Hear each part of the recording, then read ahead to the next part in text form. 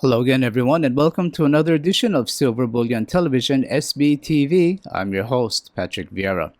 Today we have with us Mr. Bron Suchecki, Vice President of Operations at Monetary Metals.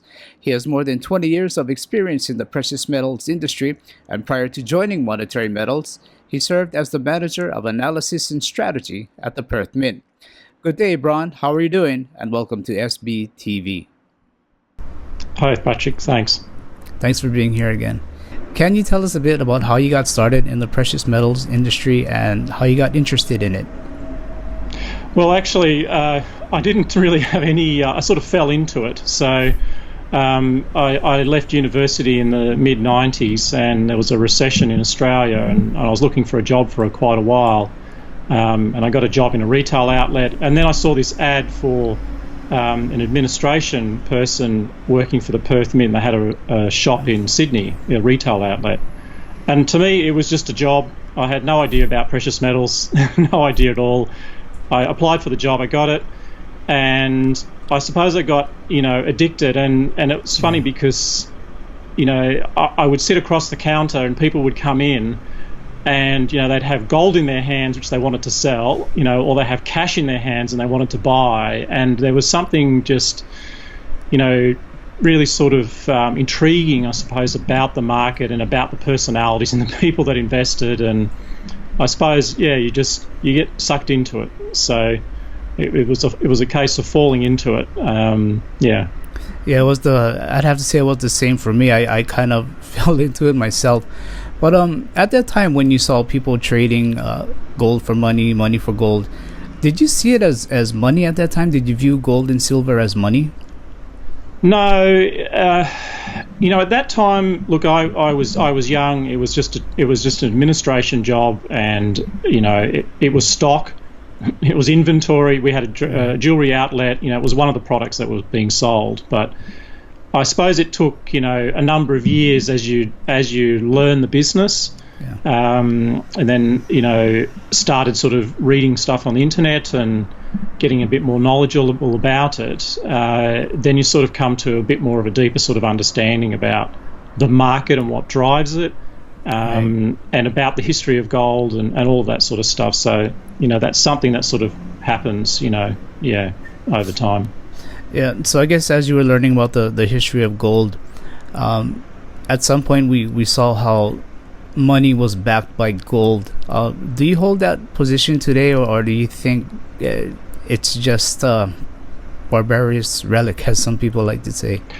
Well, look, there's lots of different versions of gold standard. I think, the idea that money has to be physical gold in your hand, to be actually traded, doesn't actually reflect how gold operated or how the monetary system operated hundreds of years ago. There always was a credit component on top, but gold was the underlying base of the system, and the physical nature of gold and its inability to be printed sort of acted as a control mechanism. It's like a governor on an engine. As an engine speeds up, you need that governor to sort of act as the counter force that sort of controls the engine, stops it from running out of control. And so I look at gold as like a control or a governor on the system, the monetary system. And I think that's its role historically. I think there's a role for it in operating like that. Okay. For our silver fans out there, how about silver? Do you see that as a possible alternative to backing currencies? I think silver works with gold. There were silver standards, countries on silver standards and countries on gold standards. I think that that probably reflected more about those countries fixing a ratio between gold and silver, which naturally resulted in imbalances.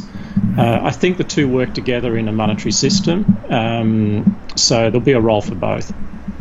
Okay, and how about today with fiat not being backed by anything? What's your view on unbacked fiat? I wouldn't say fiat is unbacked. I mean, banks do create money. They do create and issue credit. But that money is backed by, I mean, it's backed by debt. But the question is, what's the quality of that debt? I mean, if a bank extends a loan to a person to buy a house, they're extending that loan and creating the money for it, but that money's backed by that person's ability to repay the loan. Right. Now, if that person is a hardworking, person, they can repay the loan, they can generate products or services with their labour, then that debt is good, and the money that is backing is good. The problem, I think, in the financial system recently is that there's no control, and there's been lax control over the issuance of that debt, and so you have a lot of poor backing for it, and it's that overissuance and backing by poor quality assets or poor borrowers that really makes the fiat, in a sense, unbacked and unstable. So I think it's just a case of, and again, this comes back to the idea where some people are like, well, all money just has to be physical gold. That's my way of, being sure that it's good.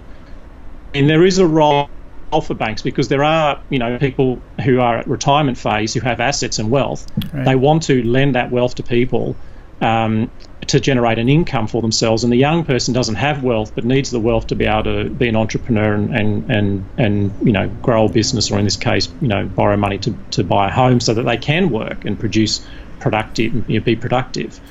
So there is a role for a bank in between, intermediating between those two.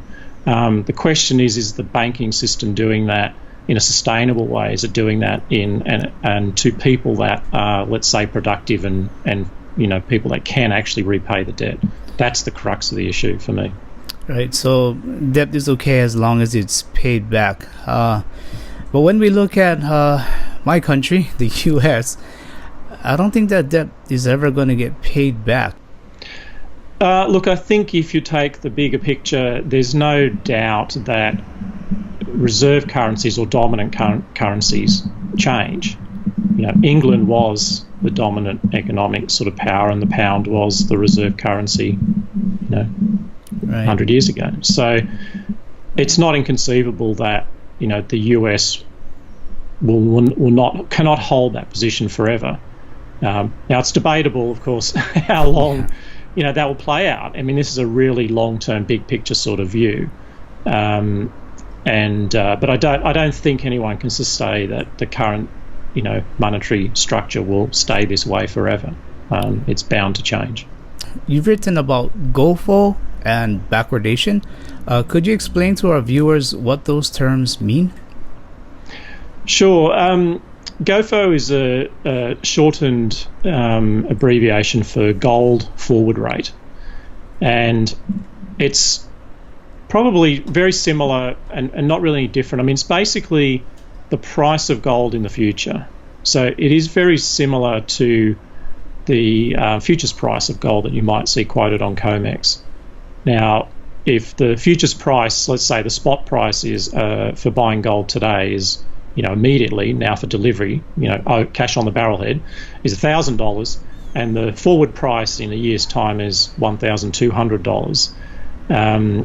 You would see that quoted in COMEX market as the future price for 12 months being $1,200. The forward rate is not exactly, but it's for simplistic purposes, it's related to and converted into a percentage rate, and that would be saying it's 20%. So the forward rate really says that it's the future price of gold in percentage terms per annum. And I think if you look at it in that sense and think of it in terms of it just being a future price, I think maybe it makes a little bit more sense, because people understand a futures market and understand how a futures market operates. But the forward rate market in London is what they call an over-the-counter market. So it's not exchange traded. So a COMEX contract is traded on, the CME. It's a contract where there's an open market. In London, between bullion banks, there are private deals that are done for buying and selling gold in the future. And the forward rate, or the LBMA's quoted GOFO, historically they quoted a GOFO rate, was really that sort of indication about what was happening in that private over-the-counter market. So it's related to analogous to the futures price in simplistic terms. Okay, and so that's GOFO. How about backwardation? How can we define backwardation? The market is either in two states, which is contango or backwardation. And contango is the normal state for precious metals. And that just simply means that the futures price is higher than the spot price.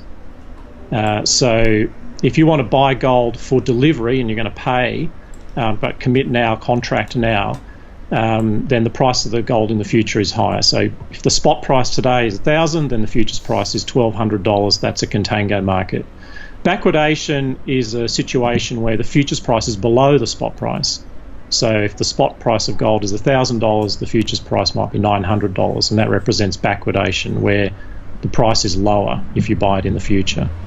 Now, this concept of contango and backwardation is something that's understood very well in commodity markets, and it's something that is usually associated, backwardation is usually associated with, or an indicator it's considered, of shortages. So if you think about it, why would the future price of gold or future price of any commodity should it be higher or lower in a natural sort of state? And if we take something like, wheat or a grain market, there's a harvest, a whole lot of stuff is produced all at once. It needs to be stored.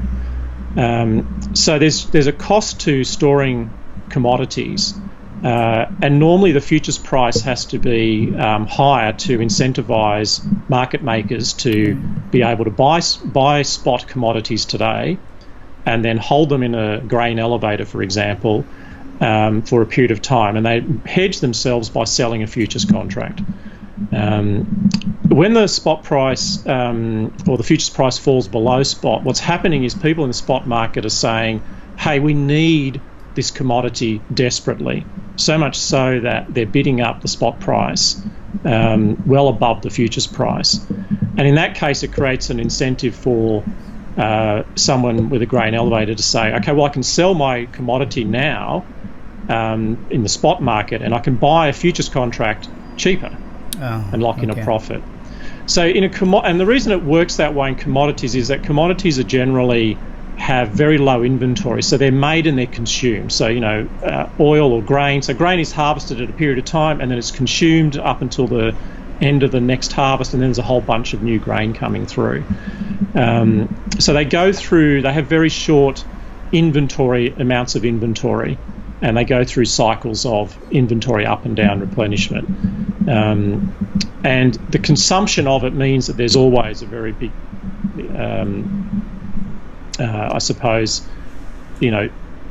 potential for a shortage or a surplus, depending on how demand is fluctuating.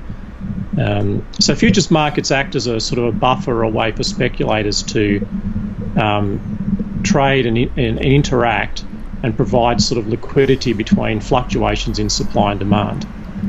In precious metals, they're a little bit different because all the gold that's ever been mined, is still in existence.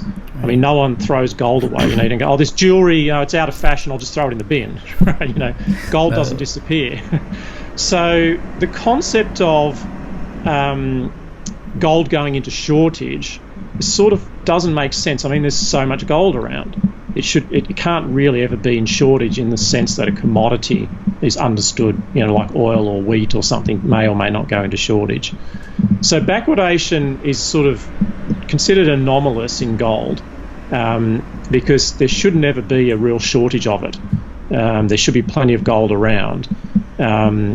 So it doesn't generally indicate a shortage, but it certainly indicates pressure, temporary pressure in the market for gold.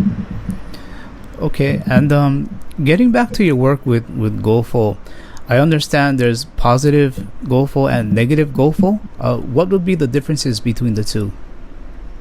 Well, the positive, given that GOFO is equivalent to the futures forward price or the futures price of gold, positive GOFO just refers to contango, and negative GOFO refers to backwardation. It's just a way of expressing it in a percentage terms, but they mean basically the same thing.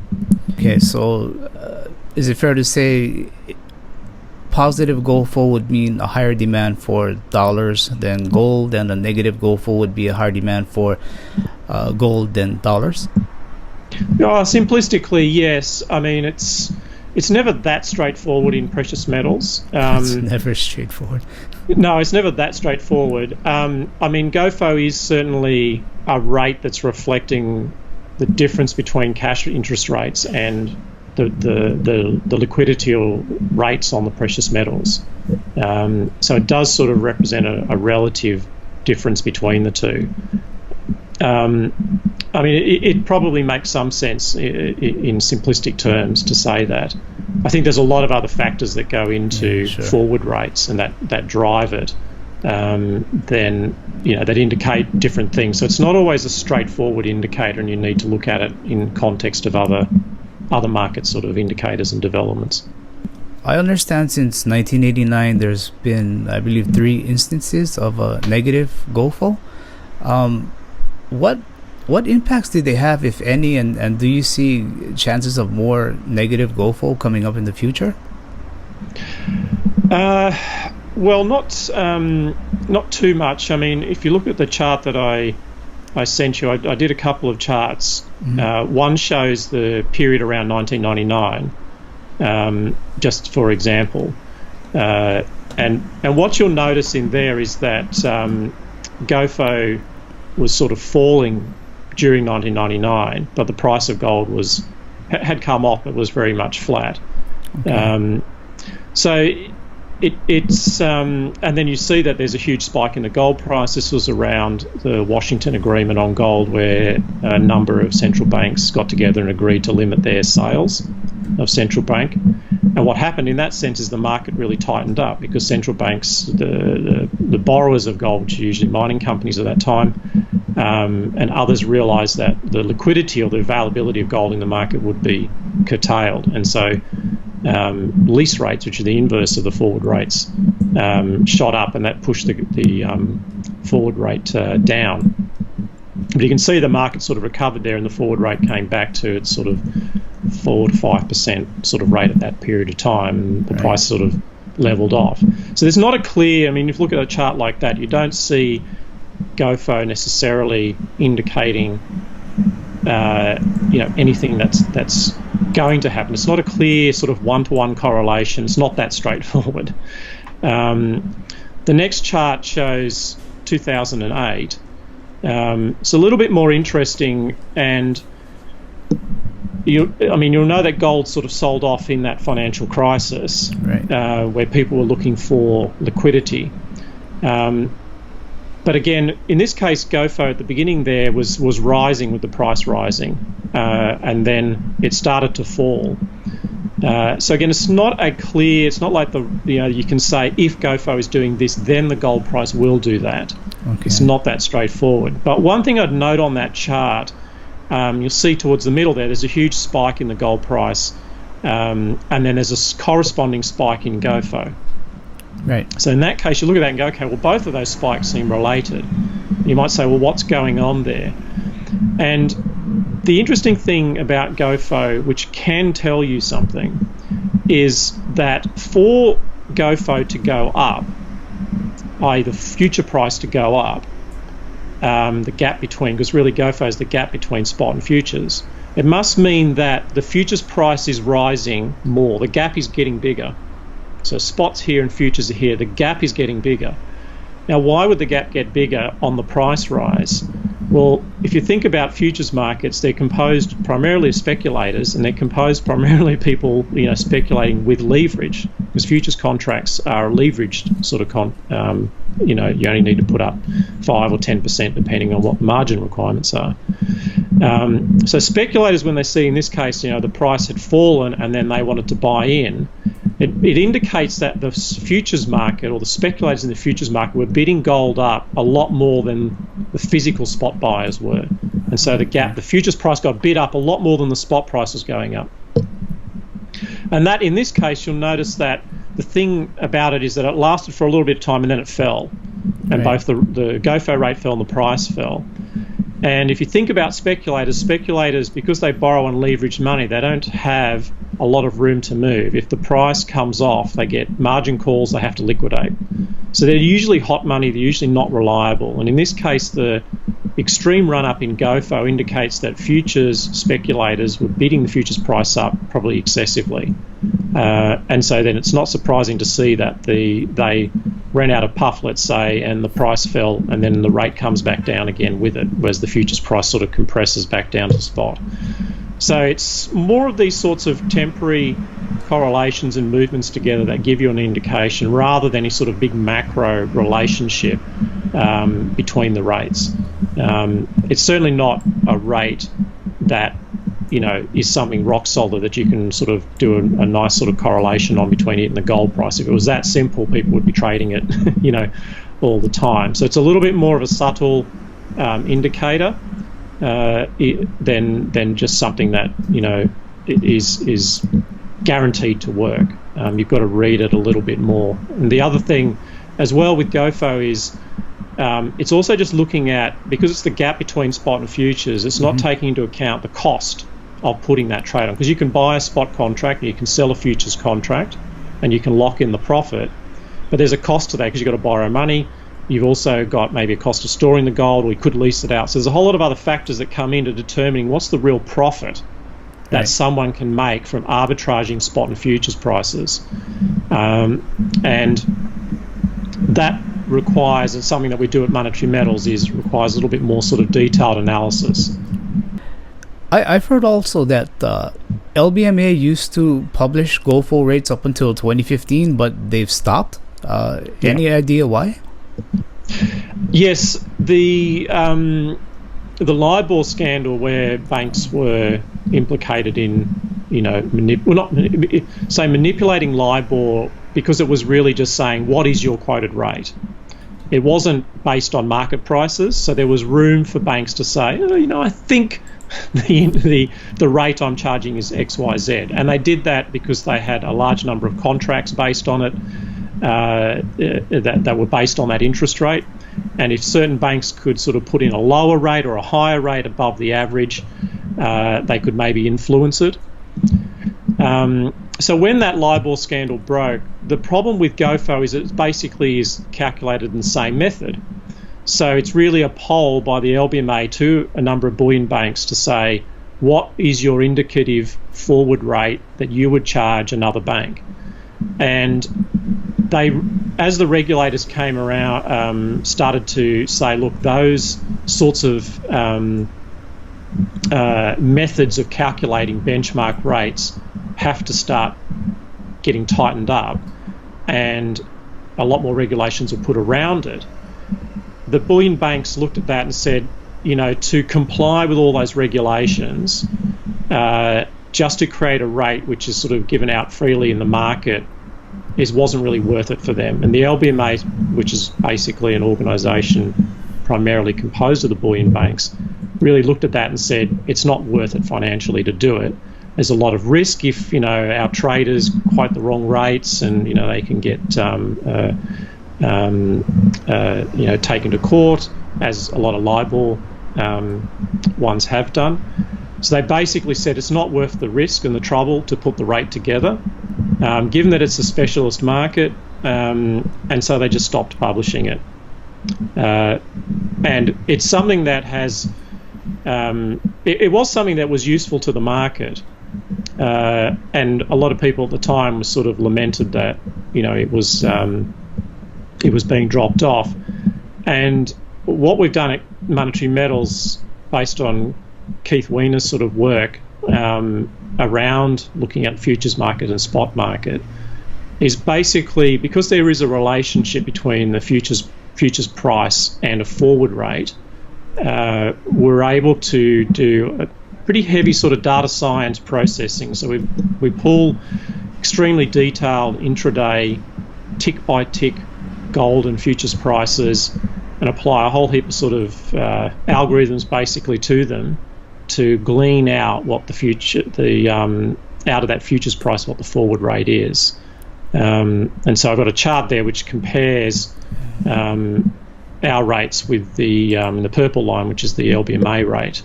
And you can see they're not exact. I mean, there are variants there, and it's debatable whether that's, is that our rates are reflecting the reality of the market, because it is a price derived from an exchange-traded contract, not something that a bullion bank's just said, this is what we think the rate is. But there's a very high correlation between it, which gives us confidence that the method that we're using to calculate it is robust. And so the rate that you see from 2015 onwards there, which is now moving up from basically its very low rates into the 2%, it is actually reflective of what's happening in the over-the-counter market, which we don't have visibility into anymore. Yeah, we've I mean, gold, silver, they've pretty much been on the move since 2011, mainly downwards and now sideways. What's your take on why the lengthy sideways movement? Okay, look, it's sort of anecdotal, and I'm not saying that this is, a major factor in it, but if you look at coin premiums in the wholesale market, they are extremely low. They have been very, very low, and in some cases going negative, where there's basically too much product in the market. And you can look at that in US Mint sales. You can see there's periods where the US Mint is pretty much selling nothing. And the reason they're not selling anything is because there's so many people selling back American Eagles that dealers don't need to buy new ones, because they can meet demand for Eagles from what they buy back. Now, what does that indicate? That indicates to me that there's a lot of selling by retail investors, and it's my suspicion that a lot of that money is from people that bought into the run-up of the price, and then maybe as the price topped out, and they thought, okay, it's coming off from its highs at 1900 into 2012, they probably thought, okay, maybe it's a great buying opportunity, and then the price crashed.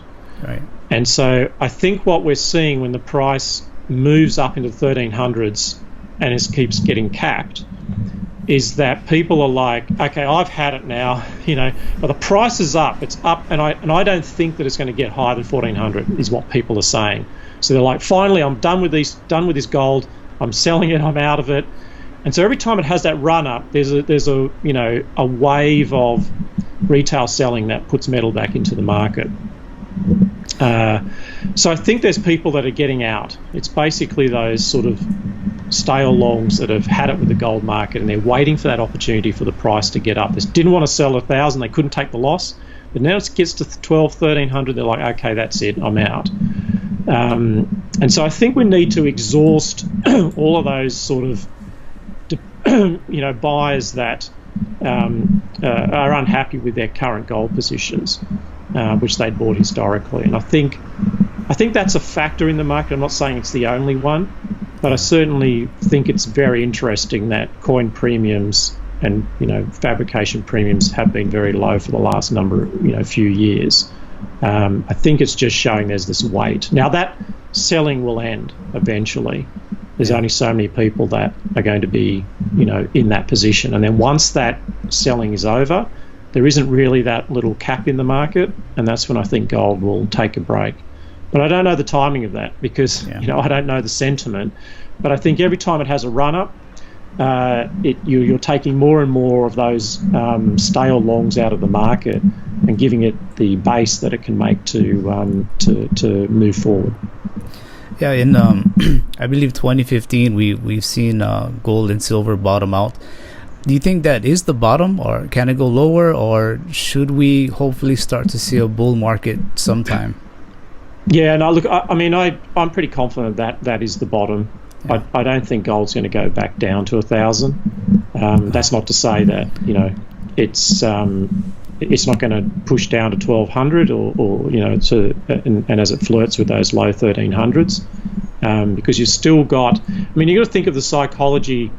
What we're seeing is old longs getting out, but new buyers won't come in until gold really makes a run. They need to they need to believe it. Now, if you look at the chart, you'll go, well, it's it's $1,000 and now it's $1,300. It's starting to build. But I think new investors aren't going to come in until they are a bit more convinced with the price action. And I think it's the break of 1,400 that will bring a lot more interest in.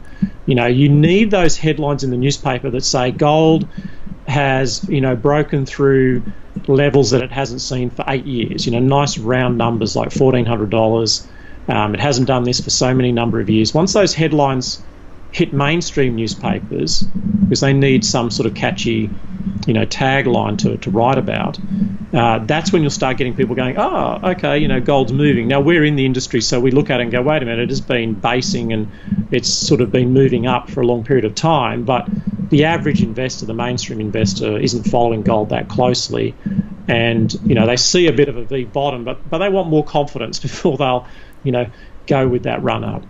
Right. I'd have to agree on that. $1,400 gold price, $17.50, maybe $18 silver price. It has to, I think, move a bit before people will start to come into it in significant numbers. Yeah.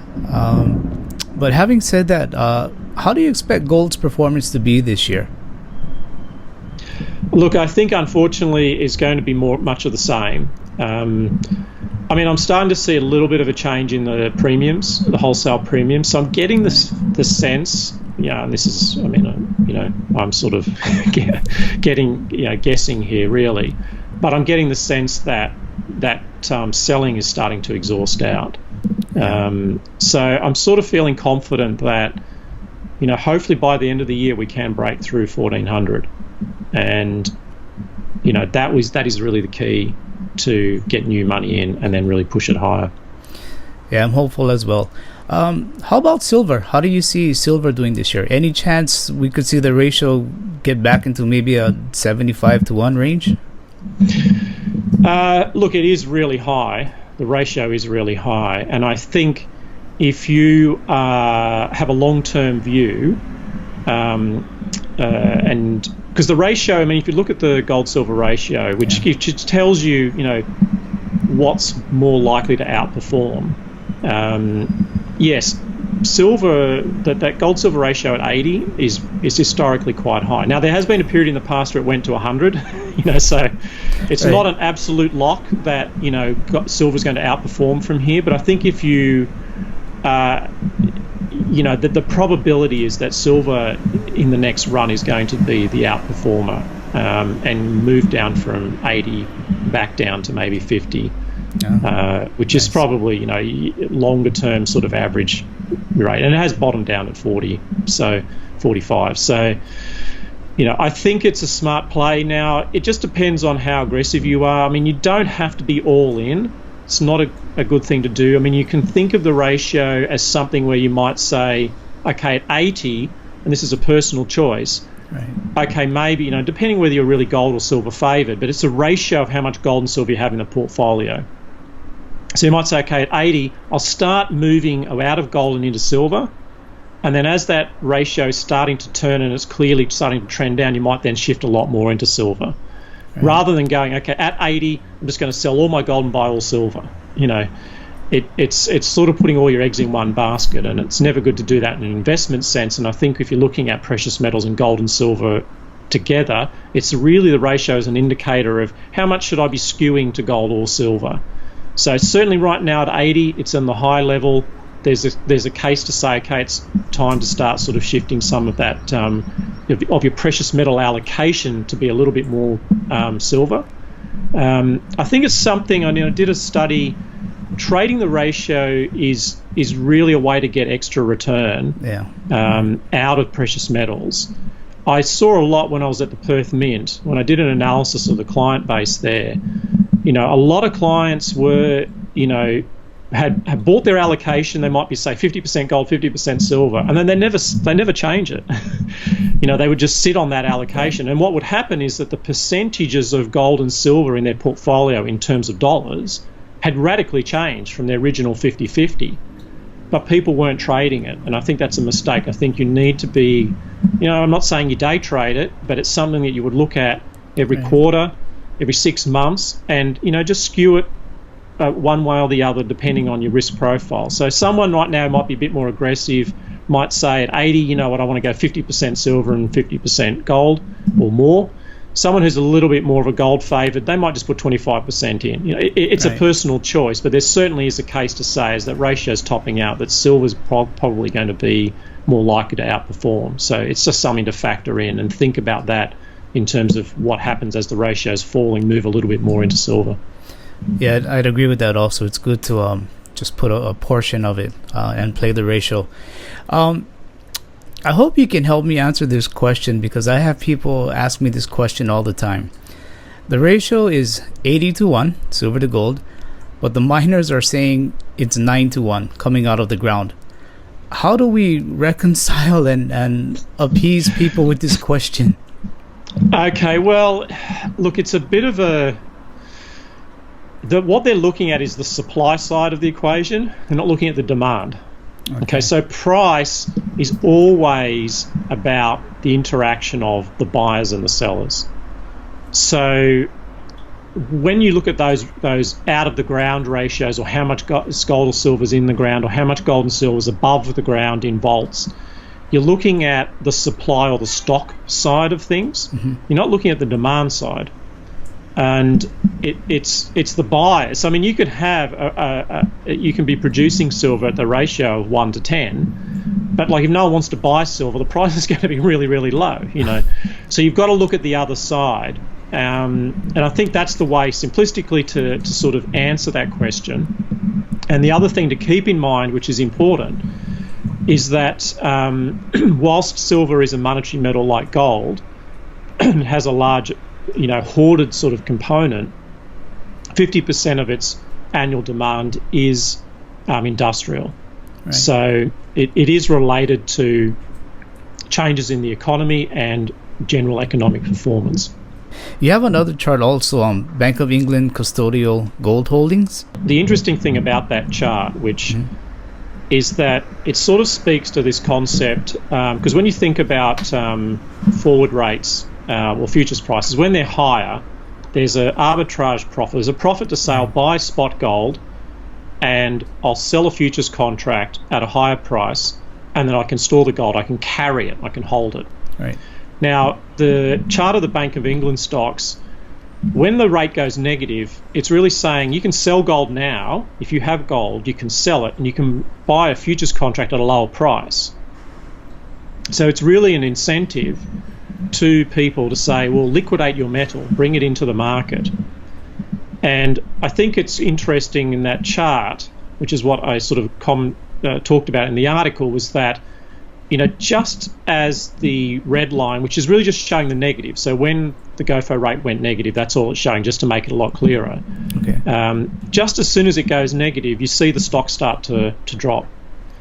And what that's saying to me is that there was an incentive because the rate was negative, backwardation, i.e. futures prices are lower. It was saying, hey, to bullion banks, sell or liquidate your metal that you're holding at the Bank of England, because the bullion banks do hold stocks at the Bank of England. And at that time, there was a large demand for metal in Asia. There's an incentive then to say, okay, liquidate the stocks. You can buy it back in a futures contract for lower. So they could make a profit by liquidating. And it's interesting that as soon as that negative rate stopped, you see that the Bank of England stocks stopped falling, and then they have now started to recover. Right. So it's a really sort of clear indicator of this situation where when the market goes into backwardation, in this case, or rates are lower, it's a signal to say to people, we want physical gold now, and those that are hoarding it or have stocks of it can then profit from selling it now and buying a futures price cheaper. Now, the risk, not risk trade, because obviously futures markets may fail. Maybe the futures contract or the forward contract, the person that you've committed to who says, I'll sell you gold in the future, maybe they don't come up with it. Right. So there is a risk to doing that transaction. It's not risk-free. But the business of bullion banks is, they're banks. They take credit risk, they take exposures, that's what they do. So in this case, and they were more than happy to liquidate their inventory holdings, make a profit on doing that, and then when it subsided, they basically started accumulating gold or carrying it. Before we wrap up, could you share with our listeners how they can find you and your work? Sure. So we write a weekly, what we call supply and demand report, which analyses basically this sort of forward rates, what we call the basis and the co-basis, so the pressure on the market to carrying and decarrying gold. And we write about that every Sunday. And if people just go to monetary-metals.com, and you can just type in monetary metals, supply and demand report search engine will find us, and you can just get that subscribe to get an email about that, and we commentate and provide our view on what's happening in the precious metals market, and how we see the fundamentals, because to us the fundamentals are based on that pressure between the speculators and the physical market and what's happening there, and it does help you get a sense of where the market's at by looking at forward rates and basis and all of those sorts of figures. Okay, we'll surely put your links up and let our viewers see your website, and try to send them to you and learn a little bit more about GOFO and what it does and what they should know about it. But we appreciate your time, and really we thank you for being here today, and was definitely a pleasure speaking with you. No, thanks for having me on, Patrick. It was it's good to be able to get out there and try and explain what's possibly difficult concepts. Again, Bron, we appreciate that, and we're going to put the links up for our viewers to go ahead and understand GOFO a bit more, and we appreciate you helping to explain what it is. No problem, Patrick. Thanks. That was Bron Suchecki from Monetary Metals sharing with us about the GOFO rate and his outlook of the precious metals market. If you like this video, please hit the like button and subscribe to the SBTV channel to be updated on our new content.